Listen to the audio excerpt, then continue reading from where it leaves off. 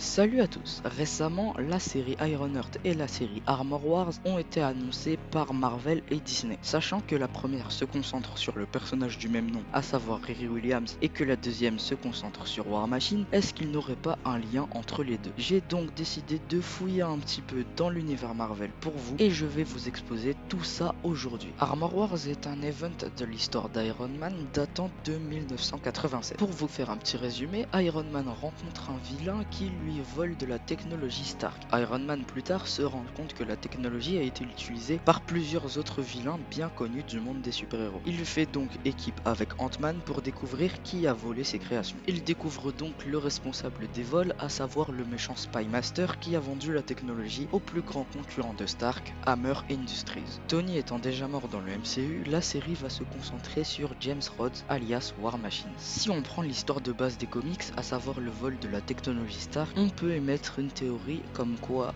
Ironheart trouverait de la technologie Stark et construirait une armure. Se faisant repérer par Rhodes, qui lui-même est à la recherche de vilains et pensant qu'elle est une criminelle, il va essayer de lui retirer la technologie et se rendre compte qu'elle est en fait du côté des gentils. War Machine, Happy et sûrement Pepper vont donc l'aider à créer une armure et tous ensemble ils vont créer le successeur d'Iron Man, Ironheart. S'ensuit donc la série sur la super-héroïne qui va sûrement nous montrer son quotidien et surtout être la légitime successeur d'Iron Man. Côté personnage maintenant, on peut imaginer beaucoup de théories. On peut par exemple citer Ant-Man qui est déjà présent dans l'histoire de base ou encore Hawkeye puisque les Avengers de la côte ouest ont un rôle à jouer. Mais sachant que le Clint Barton du MCU est plus tourné vers la retraite qu'autre chose et a trouvé lui-même un successeur, je pense que ça risque d'être compliqué. Sachant qu'on n'a pas de temporalité pour la série Armor Wars ni pour Ironheart. On en a une pour la série Hawkeye mais je ne sais pas si les deux séries vont se passer avant ou après. Et surtout dans le MCU, les Avengers de la côte ouest n'existent pas. Et créer une équipe maintenant serait quand même bizarre